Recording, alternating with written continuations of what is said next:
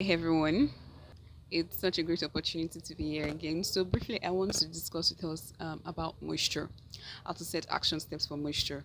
Okay, so if you are in this category, you are probably battling frizzy hair. That is your hair, like when you touch it, it sounds very e. And the thing is, it's probably hard to detangle. You know, whenever there's lack of moisture, detangling is always a problem for this our 4C, type 4 hair. You know, there's usually a major problem whenever there's no moisture. So let me walk us through what could be the potential reasons for the lack of moisture and what you can do about it. Okay, so first I'm going to discuss something about type. Okay, first, I would like to say you need to know your air type. That's the first thing you need to do. You need to know your air type. Yes, maybe you're type 3. I don't want to believe that everyone listening to me or watching this channel is only type 4 air. Okay? Because type 3 air is also coily hair. Yes. But the coil structure is not as tight as type 4 hair. I don't know if you understand. So there's 3A, 3B, 3C, 4A, 4B, 4C. So first you need to know what type your hair is. Okay? And if your hair is on the higher scale, can I say like on the A side, like like can I say it means that you're kind of a bit better than if you're only 4 CCC. Okay, I don't know if you try and understand what I'm trying to say there. So if you are 4C hair, then you need more moisture. No, all type 4 hair need moisture. But if you are type 4B, type 4C, you need serious moisture because type 4C has a lot of shrinkage. I don't know if you understand.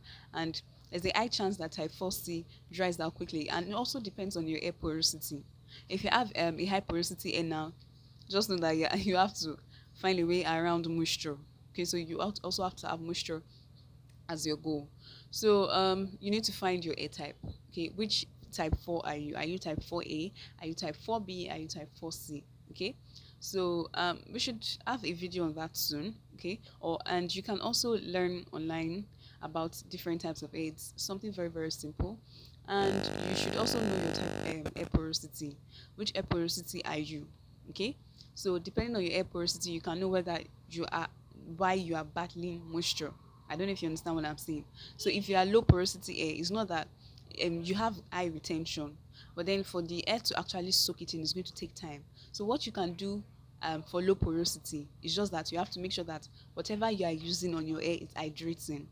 And you don't use thick consistencies. You use things that are liquid. They are more like water. I don't know if you understand what I'm saying. So that you can work on your moisture. I don't know if you try and get what I'm trying to say here. So another reason you could have moisture problem could be because you use harsh hair products.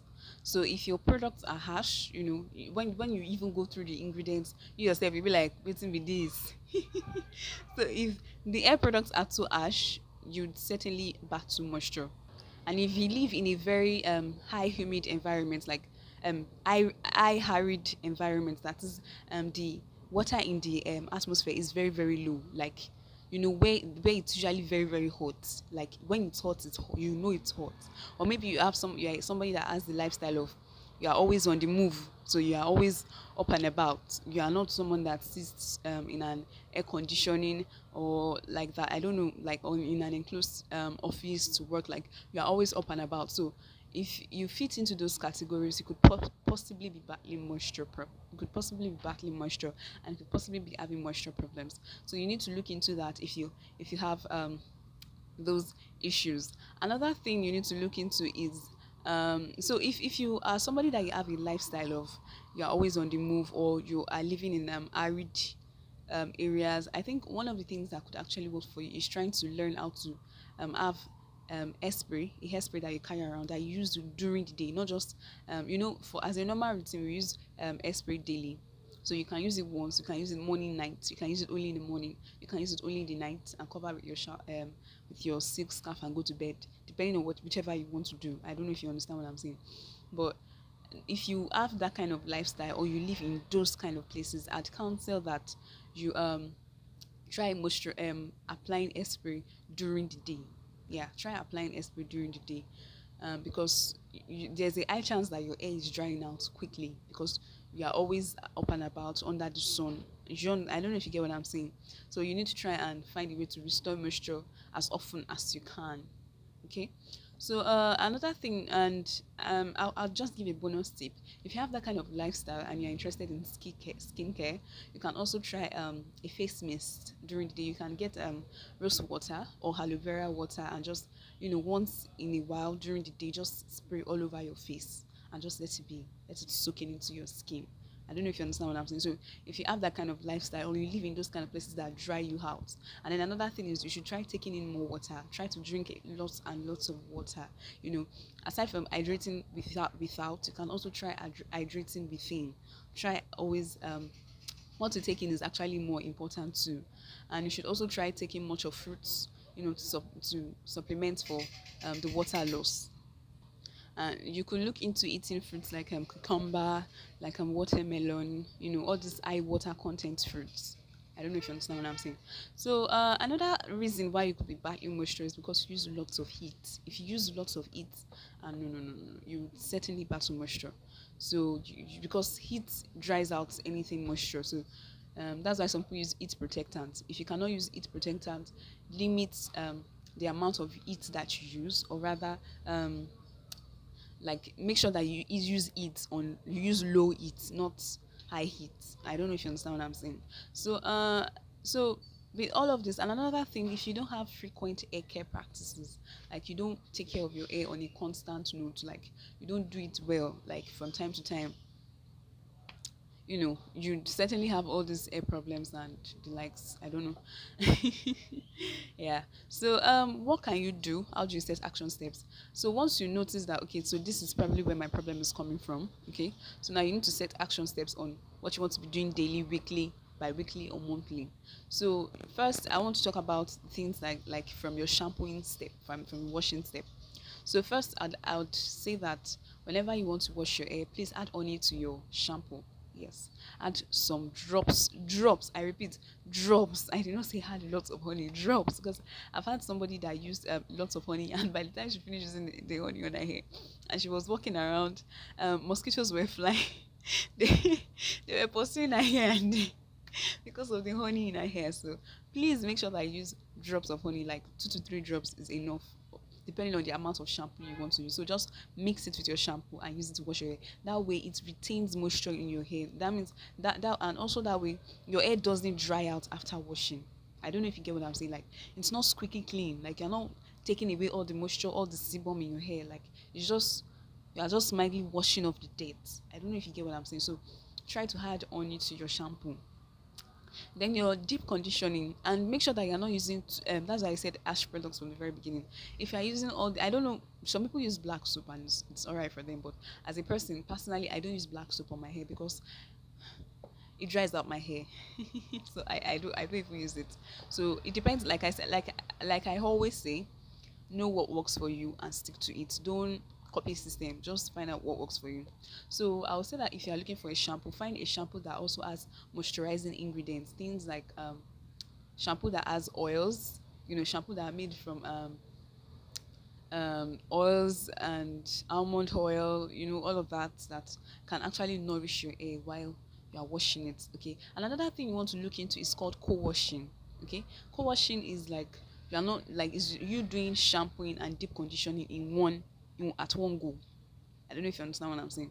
So you may want to try co-washing, because and they are co-washing products. Yes, they are co-washing products. When you buy co-washing products, it shampoos and deep conditions your hair at the same time. So you don't need to shampoo, then condition or deep condition before you now rinse your hair. Before you now, no. You can just do it at once. So you can try co-washing. Co-washing is very good for people that have moisture problems. Okay, so it's very good for you. It will prevent your hair from drying out, and it will totally solve all the drying out issues, the moisture issues, because by the time you're done co-washing, because it's washing and deep conditioning, your hair is going to be really, really soft. Okay, so another thing you want to look into is your deep conditioning. Okay, you have to make sure that whatever you're using for your deep conditioning is any are ingredients that promote moisture retention. I don't know if you understand what I'm saying. So And yes, I forgot to say this. Water is the best moisture you can ever give to your hair aside products. So please make sure that you're always using water as the base. And any products you are buying, make sure that there's always aqua as the base. Aqua is water. So make sure that you always have water as the base. Okay. So like I was saying about deep condition, make sure that you have ingredients that promote water retention, like aloe vera, coconut milk. I'm going to upload a video on a deep conditioning hair mask for people that battle moisture. I'm going to upload it so you can try it over the weekend, on a day you are free, just for like 15 minutes to 20 minutes, and just rinse it off with water from your hair, and you yourself, you'll be very amazed at the results you see.